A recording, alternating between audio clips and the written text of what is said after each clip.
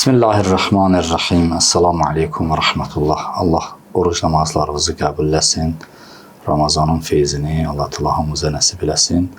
Bugün əziz dəyərli ustadımızla birgə inşallah sizin xidmətinizdə olarıq. Hacı selamun aleykum ve rahmetullah. Aleyküm salam ve Hoş gördük rahmetullah. yeniden sizi hacı. Teşekkür, Allah kömək olsun. Allah qəbul eləsin inşallah oruc namazlarımızı, müminlərin duaların, istiğfarların. Allah inşallah bizi bu ayı əli dolu çıxanlardan qərar versin inşallah. Amin. Ya Rabbil Alemin. Şəbaniyə xütbəsindən biz keçən səfər bir neçə məsələlərə toxunduq. Çünki o çoxdur deyə, orada çoxlu məsələlər, çoxlu mövzular var və bu Ramazan ayında əslində biz necə yaşamalıyıq, necə Ramazanı keçirməliyik, o proqramlar hansı qeyd olunub deyə. Ona görə biz məcburuq ki, hər dəfə bir-iki xüsusiyyətə toxunaq orada, onu müzakirə edək, sonra o birisiləri saxlayaq digər söhbət, digər verilişə. Orada ən önəmli məsələlərdən biri də məhz deməli, göz və qulağın qorunması idi. Dilin, gözün və qulağın qorunması. Çünki qəlbin kanalları deyirlər ki, bunlarda da gözdür, qulaqdır, dildir. Xüsusilə dili çox vurğulayırlar. Düzdür, göz də həmçinin, qulaq da həmçinin önəmlidir. Amma sanki dil insanın ən çox təhlükə yaradandır da. Bəli, insan üçün həm ucalıq gətirər, həm də aşağılıq gətirir. Yəni dili qoruya bilsən, düzgün istifadə edə bilsən, düzgün yerində istifadə edə bilsən, o səni ucaldar.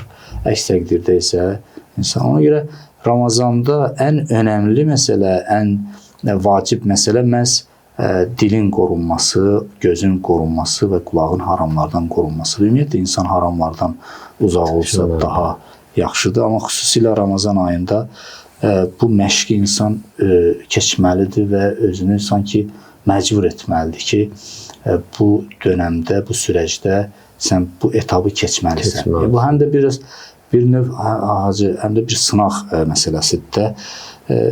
Mən istəyirəm Quran-ı Kərimdən bir işarə eləyim hacı. Orada Həzrəti Musa Peyğəmbərin əhvalatında Allah Teala Bəni İsraili səhrada saxlayır. Və 40 il onlar orada qalırlar. Fil ərz. Ərbə'inə sənətə. 40 il orada elə sərgərdan formasında qalırlar. Amma orada bəzi qadağalar var idi onlara. Bəzi qadağalar var idi, onlar müəyyən yeməklərdən məhrum idilər. Çünki səhradır da. Amma əvəzində isə Allah Teala onlara bildirçin göndərirdi, şirniyyat, halva göndərirdi ki, yəni bundan yeməlisiniz. Bunlar bir müddətdən sonra dedilər ki, yox, biz lən nəsbir əla ta'amin vahid.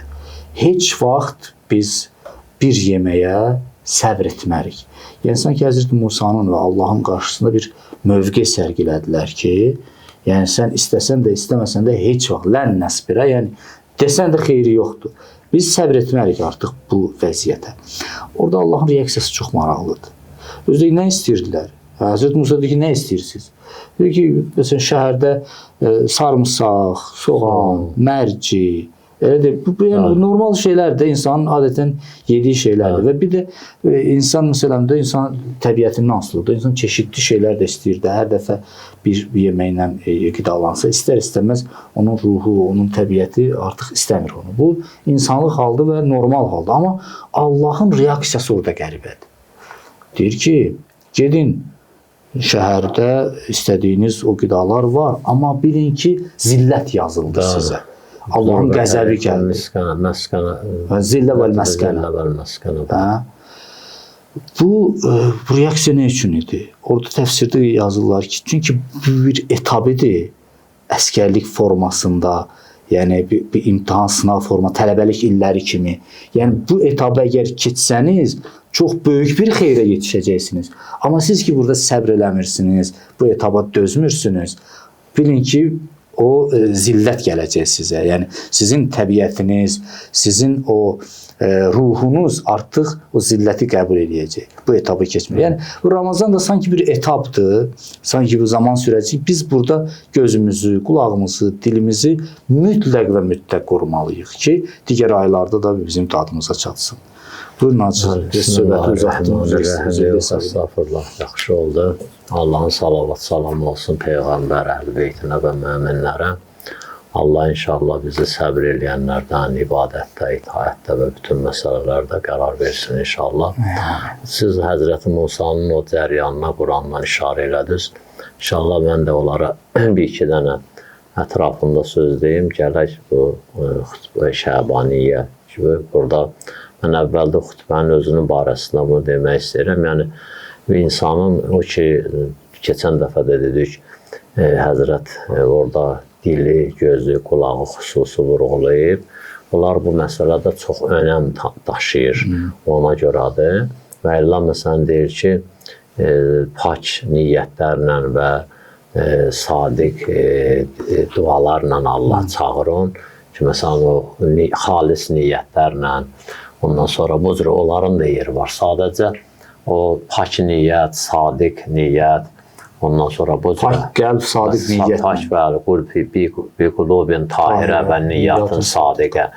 O dilin, gözün, qulağın o daxili çirklənməyində nədir? Təsiri çoxdur da. Məsələn, biz bu telefonun şəkil çəkmək istəyəndə, video çəkmək istəyəndə ekranın silirik, sonra çəkirik. Niyə? O tozu biz təmizləməsək, o ekran yaxşı çəkməyəcək. Dil, göz, qulaq, bunlar bir növ qəlbin bayırdan qəbul eləyən ekranıdır, bayıra ötürən ekranıdır. Onlar yerində olmayanda istər-istəməz içərdən bayıra gələn, bayırdan içəri gedən o dumanlı gedəcək, qarışıq gedəcək. Gözəl. Və qalan məsələlər də hamısı yerindədir. Ümumiyyətlə, bu xütbəyə mən lap əvvəldə dedi, yadınızda olsa işarə elədim ki, hər il, hər dəfə bu xütbədən danışanda yeni sözlər çıxır ortalığa. Adam bu nəticəyə gəlir ki, Həzrəti Rəsulullah bu xütbə ilə bütün orucluğun bir Allahın mömin bəndəsini və Allaha yaxınlaşmağa istəyən bəndənin tam proqramını verib. Birdən 12 ayın 12-si də orucluq olsaydı, elə yenə insan üçün bu proqram bəs eləyirdi və özdə insana vacib deyir, bunu tək elə orucluqda bərpa eləsin, sonra dayandırsın. Elə bu davam eləsə gələn orucluğa qədər insanın həyatına bu bəs eləyir. Bu bir mövzudur. Qaldı bu etap mövzusu ki, siz işarə elədiniz, Bəni İsrailin o məsələsinə. Bəni İsrailin o 40 il səhrada qalmağı əslində günahlarının nəticəsi idi. Orada ondan qabağı bunlar bir günah eləmişlər. Özdə günah bir var, məsələn, Ühud müharibəsi, bir var Bədir müharibəsi, bir var Ühud müharibəsi. Yeri gələndə bugün Bədir müharibəsinin il dönümüdür, bəli.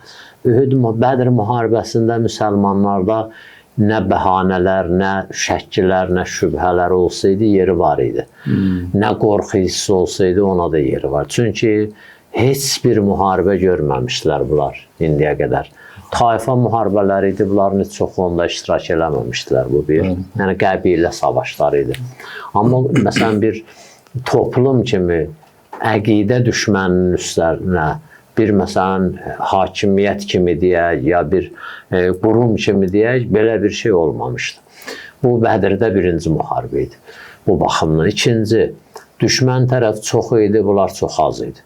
Düşmən tərəfin hər silahı var idi, bunların 3 dənə cəmi nizəsi var idi, bir dəvəsindən 2 dənə atı var idi. Qalan hamısı ox idi, ox da döyüşdə o qədər də şeydə, yəni ilkin mərhələdə istifadə olunur. İstifadə olunur, qarışandan sonra istifadə oluna bilmir. Bunların da oxdan başqa bir şeyləri yox idi.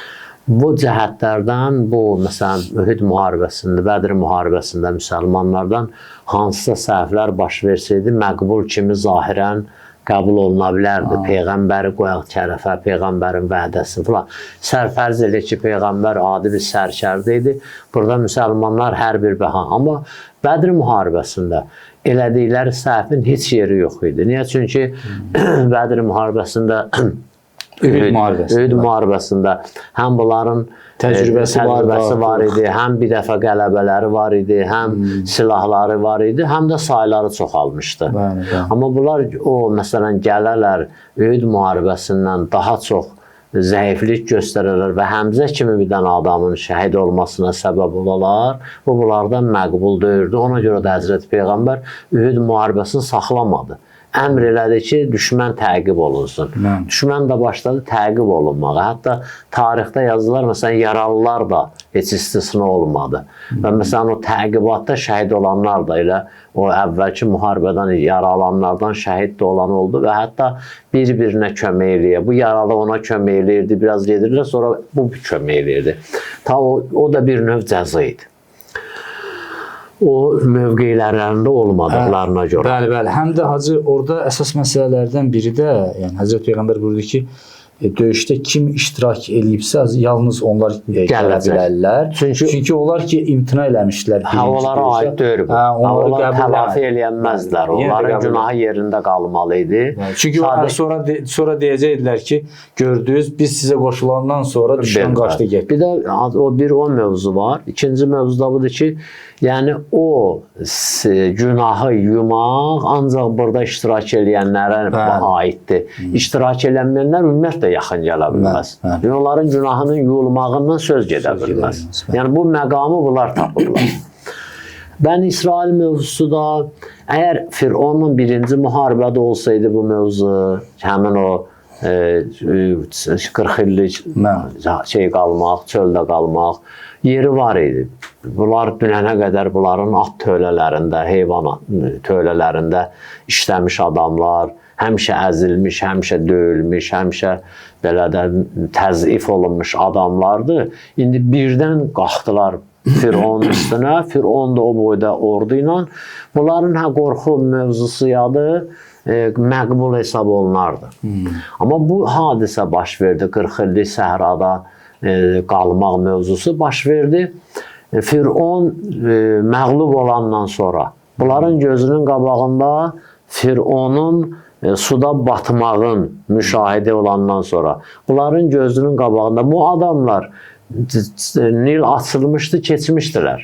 Bəli. Və Fironun da orada qərq olunmağına durub tamaşa eləyib, gülüb sevinmişdilər. Hətta orada bir dənə, indi eşitdiniz, sizə bunu bilirsiniz, bir hadisə baş verdi. O da bir dəyərli bir hadisə idi, önəmli bir hadisə idi. Tam Nil qayıdıb birləşəndən sonra, bunlar batandan sonra, qərq olandan sonra gördülər bir nəfər çıxır sudan. Bir nəfər çıxır sudan, çıxdı. Qaça-qaça çıxdı sudan bəyana, belə suyu tökülə-tökülə, ağzından su tökülür, boğulur da, Allah bunu xilas elədi. Yəni orada da heç kim zirək deyir, zirək olsaydı, Firon çıxardı, zirəkliyə qalsaydı. Allah bunu xilas elədi. Həzrəti Musa təəccüb elədi. Dedi, ilahi bunu niyə xilas elədin? Orada da bunu cəmaat görür. Həzrəti Musa onlara da danışdı. Dedi, ya Musa, onu tanıyırsan, dedi, bədə Fironun dəstəsindən deyəndə ki, belə bir adam idi ortalıqda. Belə şeydə, bizdə deyərlər, üstə 14, üstə köpək 4, Müzəbzəbinə, beynəzə, la ilahə olə və la ilahə olə. Nə bu tərəfdən? Bir dənə təlxə idi. Əslində bir dənə təlxə idi.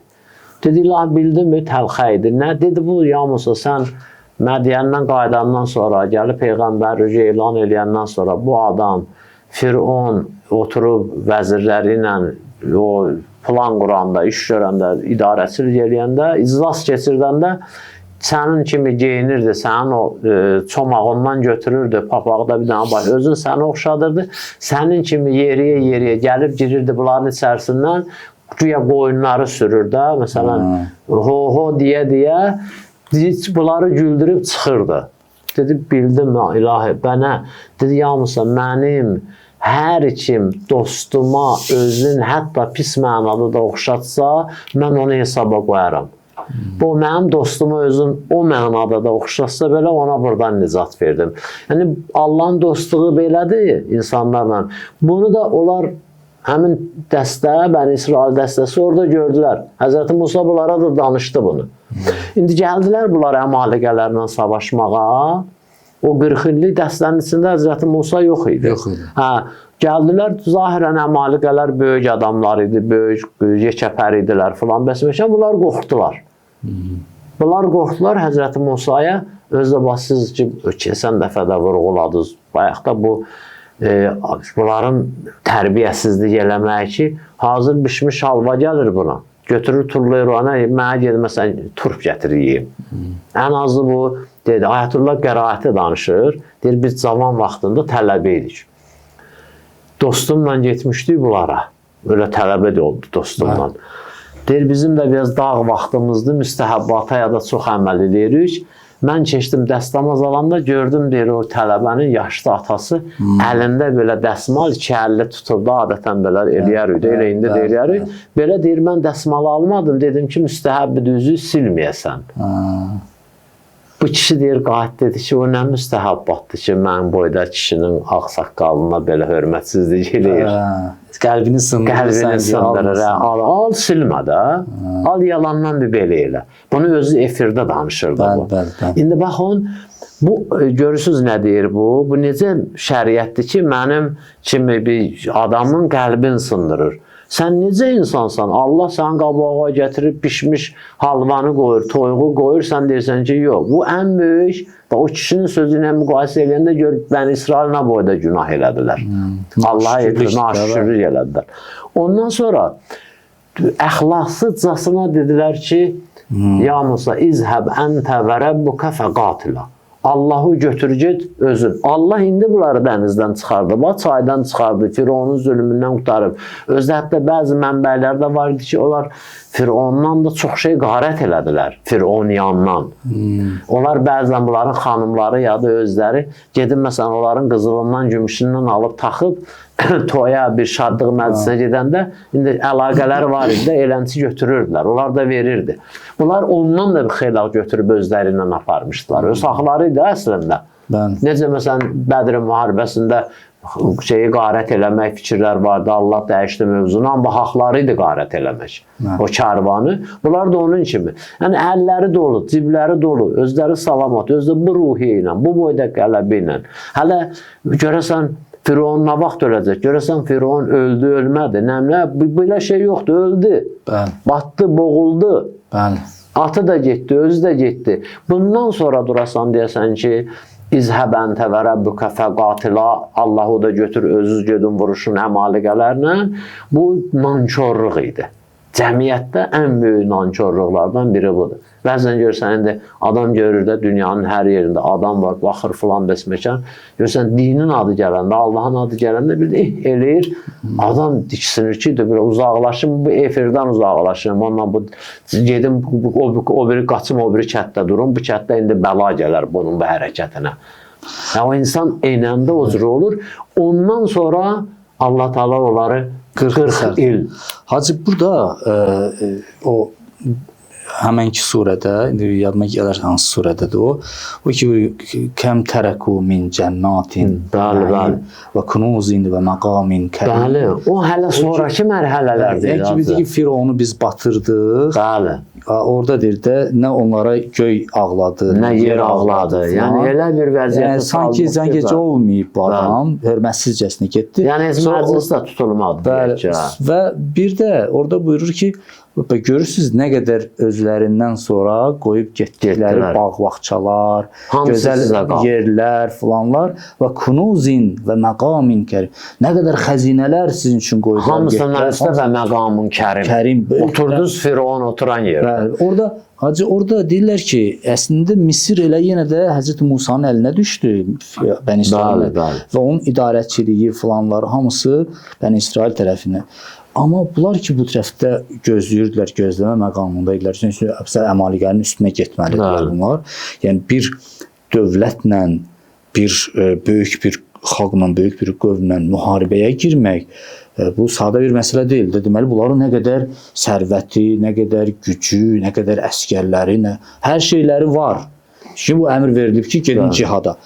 İndi bütün bunlara baxmayaraq, yenə də Həzrəti Musaya dedilər ki, yox, biz gedə bilməliyik. Sən və Allahın getmədilər də. Cəza olaraq, bəli, gəldi. Bu işin bir tərəfi. Digər tərəfi, həmişə o deyir A plan, sonra B plan, sonra nə bilim C plan falan ta hər bir şəraitə uyğun bir plan olmalıdır. Həzrəti Musanın planı və birbaşa Allahın planıdır. Sonra Həzrəti Musa onun icraçısıdır da. Həzrəti Musanın A planı bu idi ki, bu cihad olmalıdır və gedib o yerləri fəth olmalıdır. Getdilər, elədilər də elə özləri. Sonra 40 ildən sonra da Musa da vəfat etmişdi, Harun da vəfat etmişdi. Şəm onunla mı getdilər, onlar elədilər, o yerləri fəth etdilər. Yəni peyğəmbərlərin məsələn əgər bu iş alınmadısa, bu iş olmadısa, B planı keçirlər uzun müddətli bir proqram əsasında işləməyə. Biz əymənin tarixində də biz bunu görürük, peyğəmbərin tarixində, imamlarımızın tarixində də görürük ki, yəni bu iş indi burada olmalıdır. Bu olmadısa, keçid alınır uzun müddətli bir proqram əsasında iş görməyə. Görürsünüz, 40 il orada qalmalıdırlar. İndi məsələn mən orada olan bir adam kimi düşünməyə başlayıram da, empati qururam və sanki mən oradayam. Mən deyirəm ki, 40 il mən burada mən yaşayaram, mənə qismət olar, gedim o cihadı eləyim, nə bilim o gözəlliyi görürüm. Əvvəlcədən xəbər verilməmiş də 40 il qalacaqsınız. O cəzanın ən ağır cəhəti də bu idi. Bunlar təklifsiz qalmışdılar. Bilmirdilər neçə il qalacaq, neçə gün qalacaq. Özdə mənə rast gəlib bəzi tarixdə, tarix ənbiyada var. Deyir, bunlar Həzrəti Musa da tərk eləyib onları getmişdi. Yəni, onlar qalmışdı səhrada. Tarixi ənbiyada baxsız, acı qalmışdı onlar. Deyir, səhər bunlar çıxırdılar, məsələn, bu nöqtədən. Hərəkət edirdilər, gəlsinlər, çatsınlar Həzrəti Musaya, Misrə.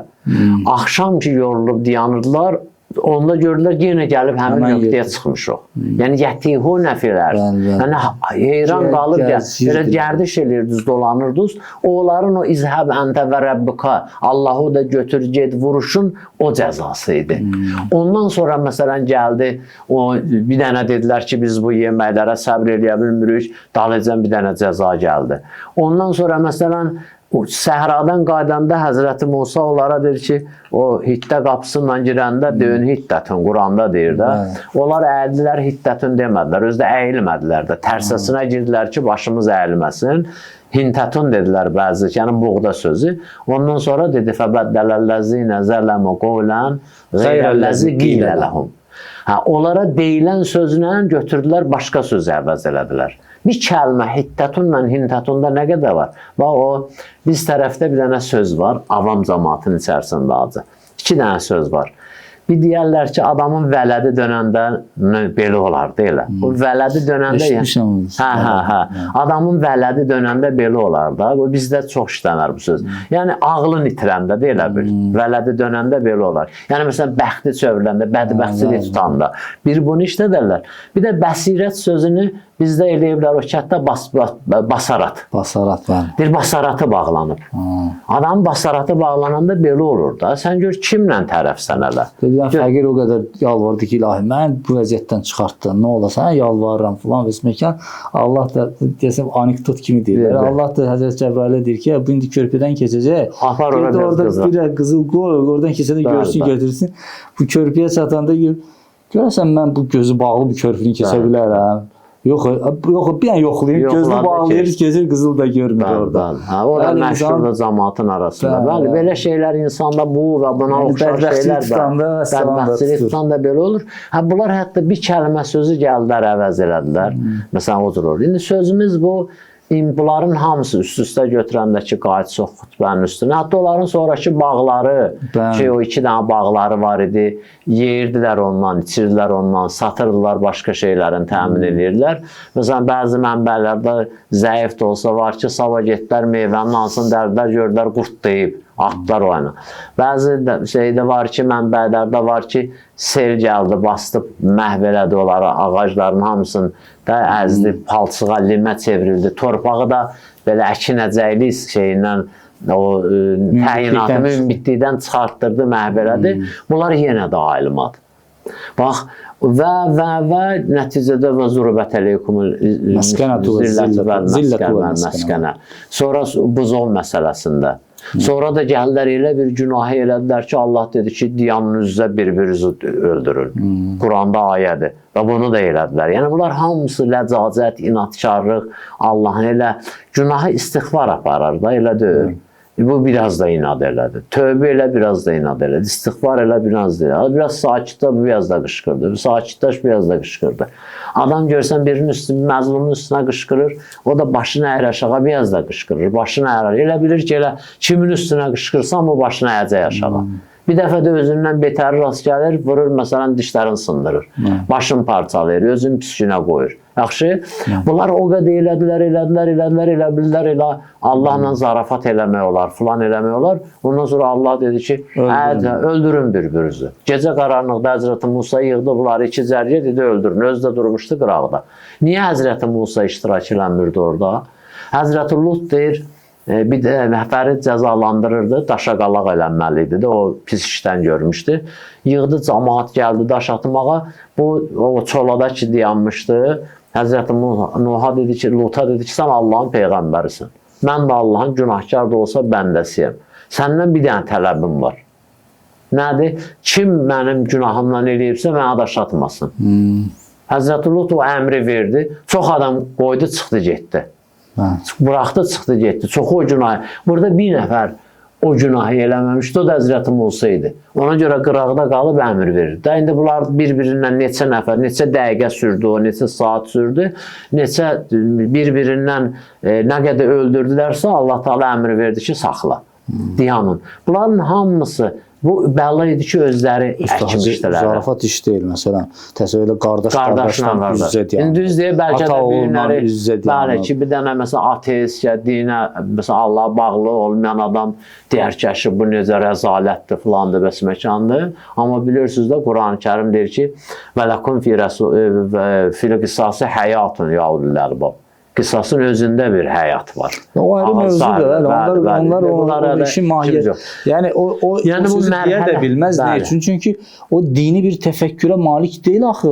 O elə bir ki, dünya bu dünyadan ibarət. Həyat bu dünyadan ibarətdir. O günah nədir bilmir, günahın mahiyyəti nədir bilmir. Yəni o təfəkkürlə heç vaxt bu təfəkkürə iradə gəlməz. Həzrəti Musa da onları məcbur ordu qabağında gətirib yığmadı öz üstə. Dedi, kim istəyir bu günahdan qutarsın, Allahın əmri budur. Yəni kim istəsəydi qurtarmaq gəldi. Kim istəsəydi, istəməsəydi çıxdı, getdi. İndi mövzumuz ki, orucluq mövzusudur, bu xütbə mövzusudur. Burada bütün mövzuların hamısını əhatə eləyib Həzrəti Rəsulullahın bu kəlamı ki, keçən dəfədə bəzilərinə işarə elədik.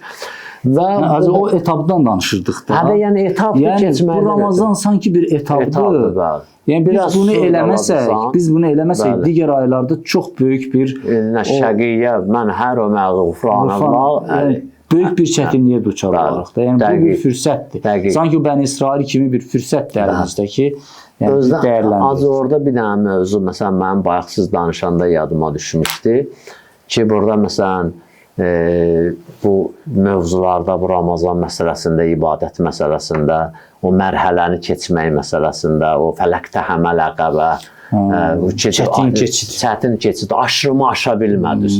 Aşırım nə idi? Adam elə bilir ki, görsən, aşırım nə idi? Fəqqu rəqəbə. Qul azad etmək. Qul azad eləməyə imkanınız oldu, eləmədiniz. Kim elədi, keçdi. Kim eləyəmədi, qaldı bu yana.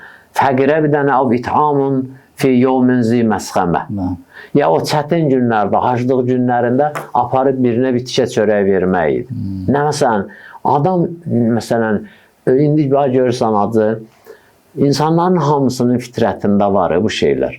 Hamı da onu sevir. Sadəcə bacara bilmirlər.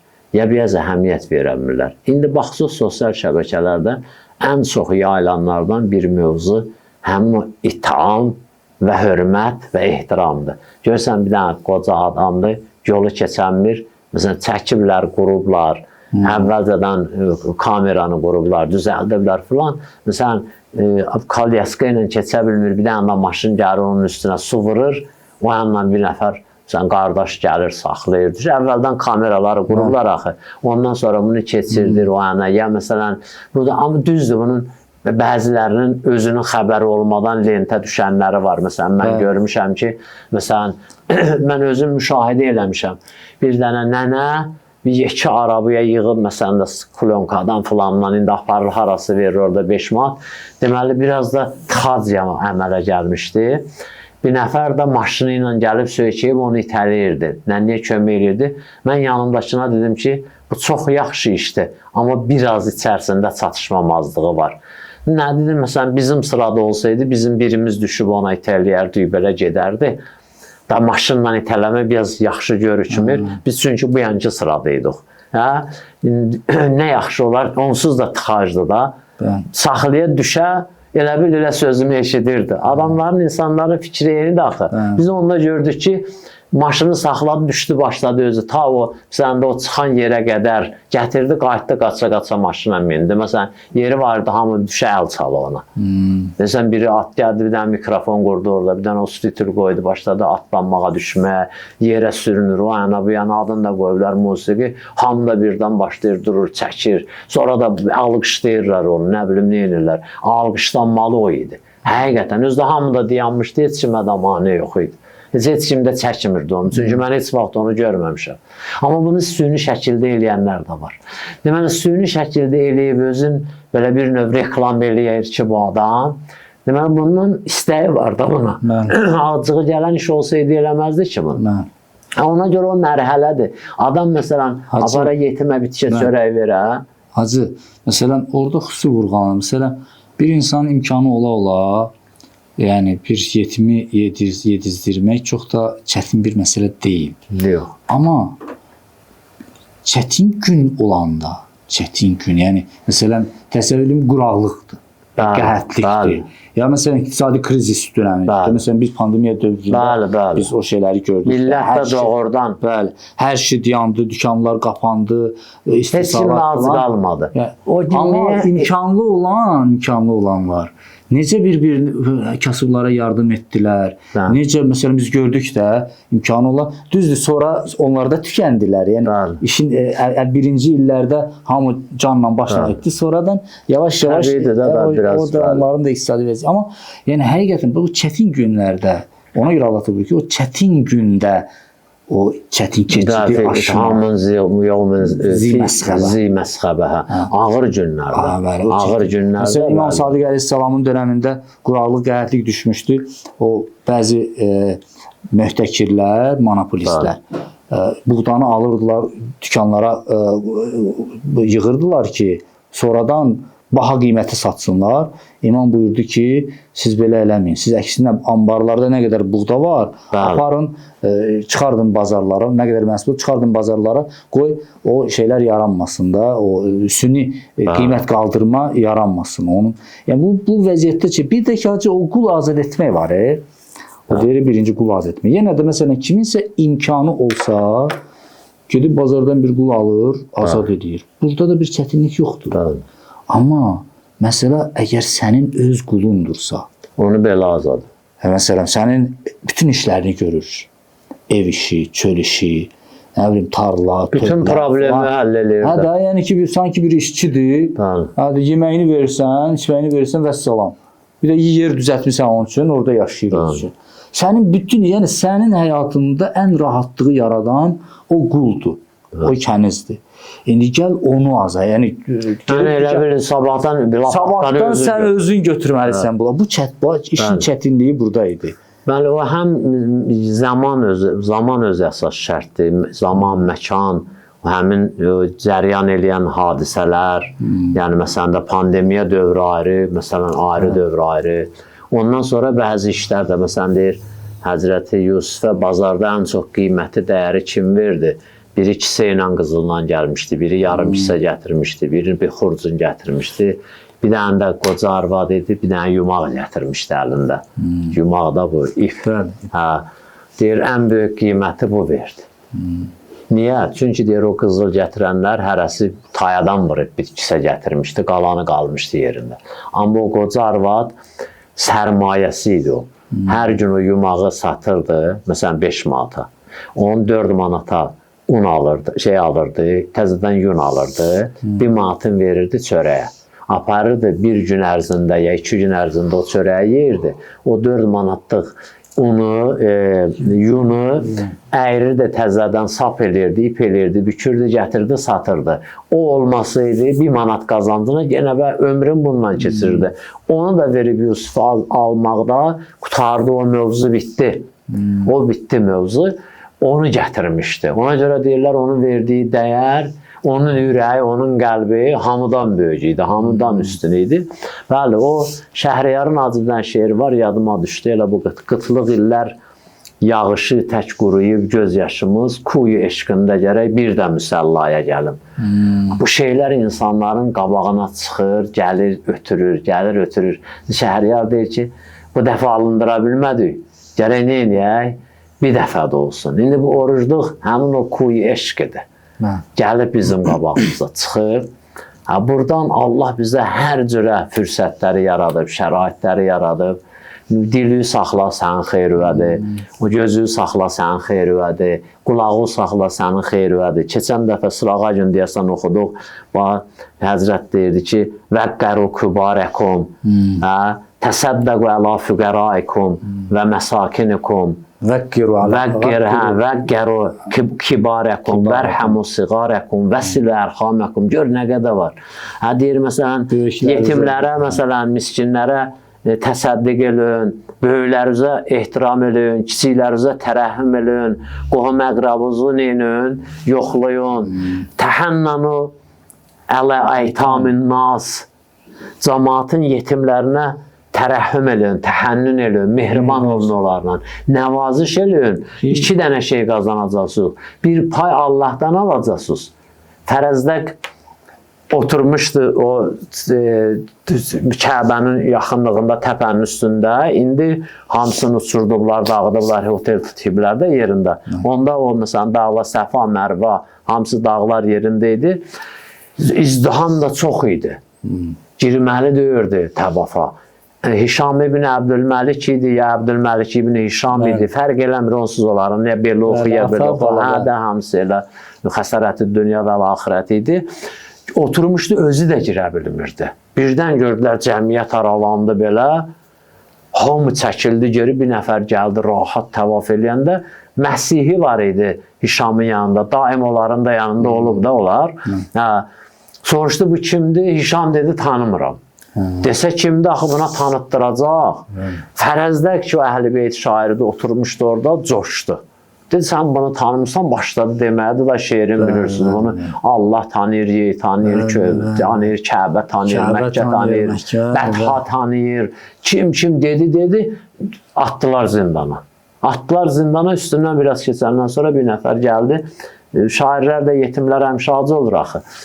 Bir torba qızıl zindanın üstündən atdı Fərəzdəqə. Fərəzdəq dedi, bu nədir? Dedi, İmam Səccad göndərdi onu. Qaytarıb atanda dedi, atma. Dedi ki, imama denən mən bunu Allaha görə vermişəm. Deyir, imam da dedi ki, Fərəzdəq deyəcək ki, bunu mən Allaha görə demişəm. Pula görə deməmişəm. Sən də denən ona, mən dedim ki, bilirəm Allaha görə demişsən. Amma bu mənim payımdır, Allah da öz payım verəcək. Bax, burada da həmin mövzudur. Deyir,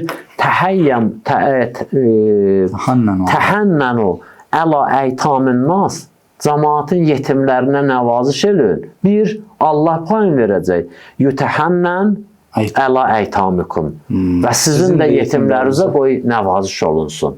Dədə babadan, məsələn, uşağı, cavanı tərbiyə eləyəndə deyərlər, məsələn, böyücü gördünüz, valla, atoza hörmət edirsiniz, bəli. Atoza hörmət eləməyinizin əsas şərtindən biridir ki, cəmaatın atasına hörmət edin. Hətta Quranda ayə var da, və la təsubbu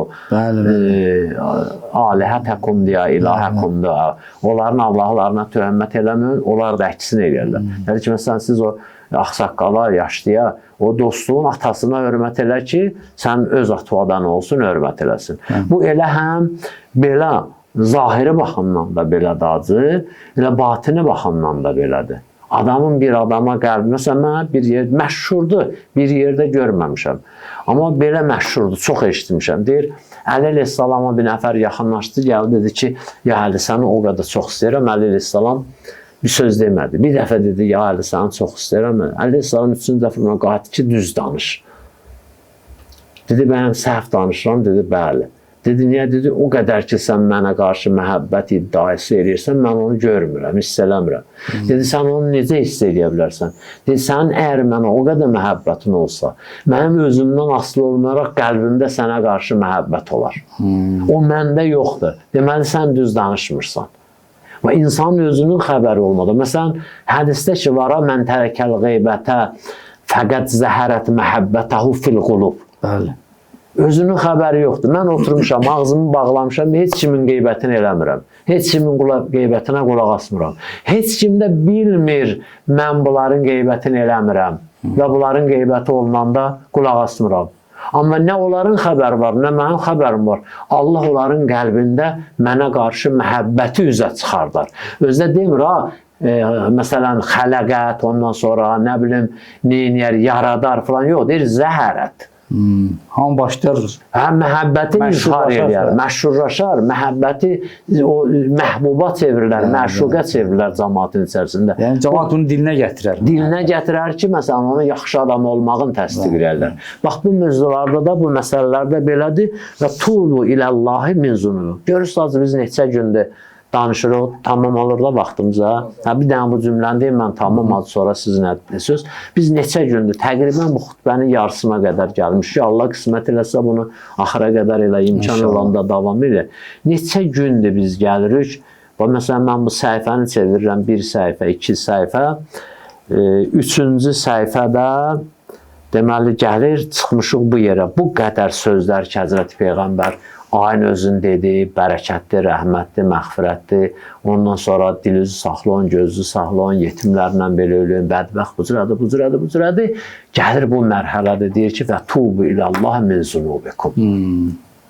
Və bunları eləyəndən sonra belə çıxır ki, acı, biz Allaha tərəf günahlarınızdan qaydın. Qaydın, tövbə eləyin. Tövbə eləyin günahlarınızdan. Belə çıxır ki, acı, biz bura qədər deyilənləri eləməsək, bizim tövbəmizin də heç bir əhəmiyyəti yoxdur. Tövbəmizin heç bir əhəmiyyəti yoxdur, əgər bura qədər deyilənləri biz eləməsək. Yaxşı? Niyə? Çünki o ağızla ki, biz tövbə eləyəcək, o ağız tövbəsi qəbul olunmayacaq. Yaxşı? Gəlir bunları deyəndən sonra deyir tövbə eləyir. Hələ nə qədər sənin qulağın öz əlində deyir, gözün öz əlində deyir, dilin öz əlində deyir. Nə qədər sən hələ bu nədir? Bu təsəddiq eləməmsən, nə qədər fəqirlərə sədəqə verməmsən, sən nə qədər yetimlərə təhənnün eləməmsən, sən nə qədər silə ərham eləməmsən, nədir? Tövbəyə nail ola bilməyəcəksən və mən bir dənə İmam Sadiq əleyhissalamla acı vədə xilaf çıxın bu yox, hacı, elə mən sözüm yoxdur ki, siz də səhv eləmirəmsə öyünlərdə dediniz, dedi İmam Sadiq əleyhissalam buyurur ki, yəişun nasu bi həsənatihim əksər mimma yəişunə bi amarihim. İnsanlar yaxşılıqları ilə daha çox yaşayırlar. Nəinki ömürləri ilə. İnsanın ömrü nə qədərdir? 70 il. Hatəm-i tai, müşrik ola, bir dənə səxavəti ilə bu günləri yaşayır, yaşamır. Vaizlərin dilində yaşayır, mollaların dilində yaşayır, öyüd nəsiyyət edənlərin dilində, şairlərin dilində yaşayır, nasirlərin dilində yaşayır.